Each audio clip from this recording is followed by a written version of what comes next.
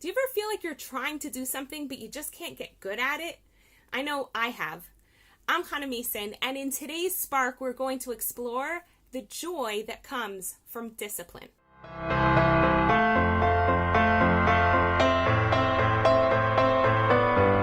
Those of you who I've had the pleasure of welcoming into my home will know what those of you who have yet been blessed to have in my home know, which is that when you come into my home, there's a really good chance that I'm going to want to feed you like the good Jewish mama that I am. And there's also a really good chance that I'm going to want to put you to work.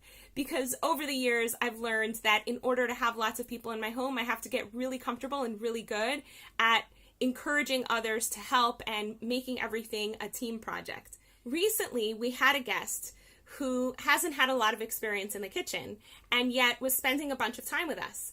And so I asked her if she could help me make a salad, and she said, well, I'm not really good at that stuff. And I said, well, how many salads have you made? And they were like, none. So I said, well, it's not that you're not good at it. It's just that you haven't put any time into it. And it was this really, really obvious example of how the things we don't put effort and discipline behind, we just never really gain mastery in.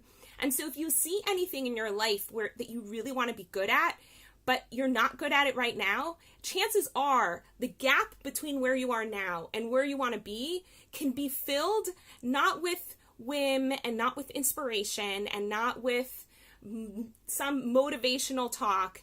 That gap can be filled simply with discipline.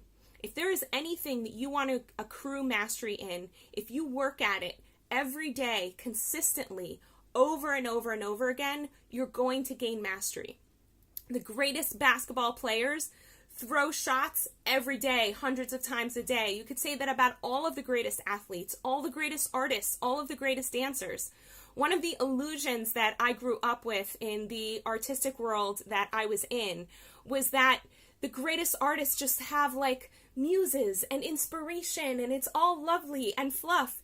And what I know now, having followed some of the greatest writers, because writing is something I'm really passionate about, some of the greatest writers of our day, is that every single one of them has such a different style, such a different way of working, such a different way of researching and collecting and developing characters and engaging with their stories and with their audiences. They're all really unique people. But the one thing that I consistently see every single one of them has in common is that they have a disciplined writing practice. They get up and sit down to work every day, no matter what. Not when they feel like it, not when they're inspired, not when they have the mood for it, but they work at it. And the reason they're great writers is because of that tool of discipline. Elizabeth Gilbert says that at the beginning, she wasn't a particularly good writer, but she had committed herself in the same way that you might commit yourself to a spouse. She committed herself to the art of writing at the age of 15 and has consistently stayed with that commitment over the course of her life. And because of that, nowadays, she's an absolutely phenomenal writer. I love reading the words that come off the page. Except for that book about marriage, that wasn't a very good book. But in any case, so back to this idea of if you don't have experience in something, that's why you're not good at it. It's not because there's anything innately wrong in you. And that was something that became apparently clear recently when a client wrote to me saying that she's just not that good at inquiry. So something that I did for her is something I do for all of my clients. I shipped her a copy of my book, Hold That Thought. We're going to pretend it's in my hand right now, but I left it in a different room. So in any case, here is Hold That Thought. I shipped her a copy of Hold That Thought, and she read it cover to cover. And I said to her, you need to practice the tools inside of that book as much as you can throughout the week. And we met after our first session. She got a 4-session package. And after our first session, I said, did you do it? And she's like, no, I didn't really have time this week. And after the second session, well, did you do it? And she's like, well, a little bit. I kind of wrote some things, but no, not really. And then after the third session, right? And this kept happening. And now she's saying, I'm just not that good at it. I can't seem to figure out how to get good at it. And at first I was so frustrated because as a coach, it's like, I want to experience success in my clients. I want them to have so much success and so much growth that I become extinct, that they just don't need me anymore. And they absorb everything that I have to teach and take it into their lives and apply these tools daily or weekly, whenever they need them, into the future.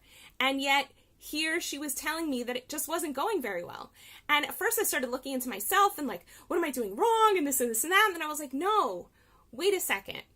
These are tools that are simple. They're easy. Anyone can use them.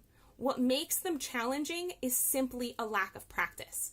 That's true for anything. If you want to learn how to hit a golf club, you're going to suck for a really long time. It's not going to be smooth. It's not going to be easy. Not because you don't understand the concept of a stick hitting a ball. Not because you don't conceptualize the idea of the swing. It's just because you have to make something ingrained until you get good at it, and it becomes like second nature, and then you become an expert in this thing. And so I realized, she's just not practicing. And if she's not practicing in a disciplined manner, then she's not going to gain expertise in this area, and it's not going to become second nature to her, and she's not going to experience the massive transformation that she's really hoping for.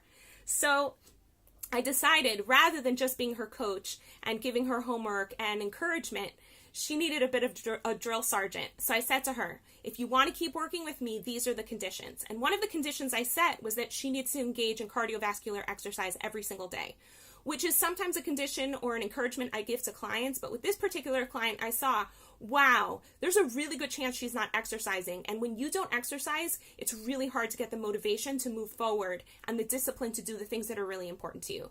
And make sure that she gets to bed early enough that she's getting a good night's rest. Because if you're tired, it's really hard to get the motivation to do the discipline thing. And once she's done those things, then I said, and you have to make sure you're engaging in inquiry, either with a notebook or with a partner, at least 3 hours a day. At least 3 hours a week. And if you do these things, then we can continue working together. And I was a little bit nervous. Maybe she was going to be like, wow, she's so harsh on me. But she actually really appreciated the feedback, and we're going to continue moving forward in this way. And I realized that, sometimes we need to be our own drill sergeants. We need to take charge of our lives and say, okay, I'm going to attack this thing with a lot of discipline.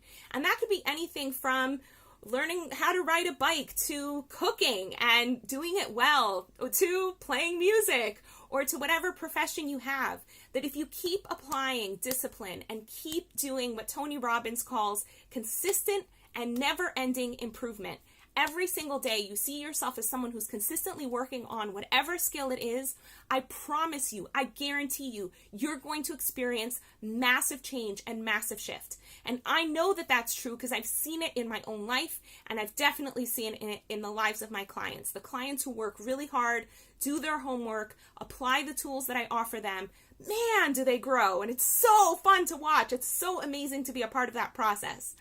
So I want to offer you also that. Do you want to work on something in your life, either life goals that you want to work on, or your thinking patterns that you know are getting in your way, or perhaps you're really struggling with anxiety or depression? So I'm totally here for you. And my sessions are 100% cash back guaranteed, no questions asked. So I'm really excited to offer you that opportunity. But more than that, right in this moment, what I want to offer you is a blessing. That you pick one thing in your life that you know you could be doing so much better, that you know that you really want to grow and you want to gain mastery in. Give discipline to that part of your life. Get up and practice and do that thing every single day. Not just when you feel like it, not just when you've been inspired. Every day, no matter what.